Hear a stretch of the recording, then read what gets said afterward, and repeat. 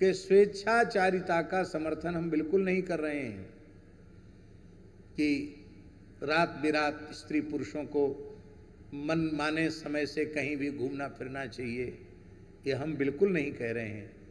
पर हम इस प्रकरण में ये कहना चाहते हैं कि जिस गोपी को उसके पति ने रोका वो कोई स्वेच्छाचारिणी नहीं थी, वो परम पतिव्रता थी।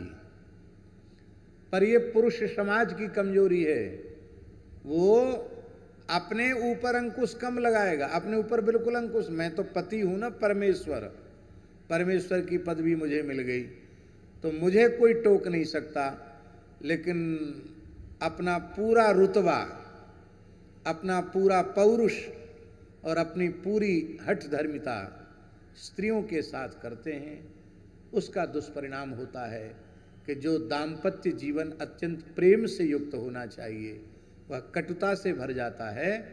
और आखिर में जो हिंदू धर्म की कभी परंपरा नहीं रही है संबंध विच्छेद की, आज ऐसे दुखद समय आ गए हैं कि साल 6 महीना नहीं होता विवाह के और संबंध विच्छेद की, क्या कहते हैं, संबंध विच्छेद, तलाक की, डिवोर्स क्या कहते हैं, जो भी हो आप समझ लो, हम भाषा समझते नहीं है। परित्याग की विधि नहीं है हिंदू धर्म में, स्वीकार करने के बाद त्याग की विधि नहीं है। आपने देवताओं के सामने, अग्नि के सामने प्रतिज्ञा की है तो जीवन भर निर्वाह करो, त्याग की विधि हमारे धर्म में नहीं है।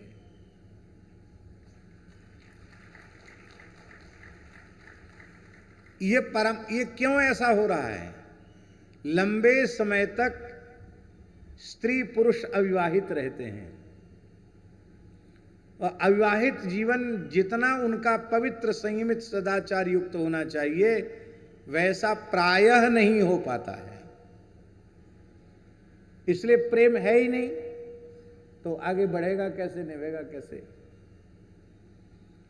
तो इसलिए पतियों का धर्म है कि वह व्यर्थ का अंकुश न लगावें और पत्नियों का कर्तव्य है कि वे पति के अनुशासन में रहें।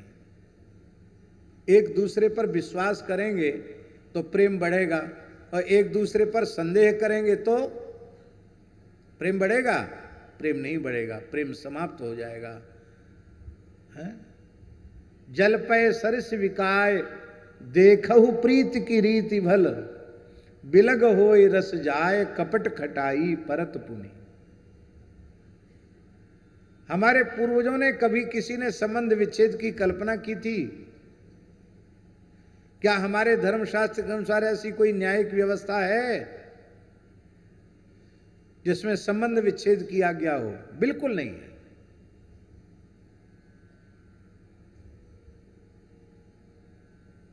हमें अपने बचपन की याद है,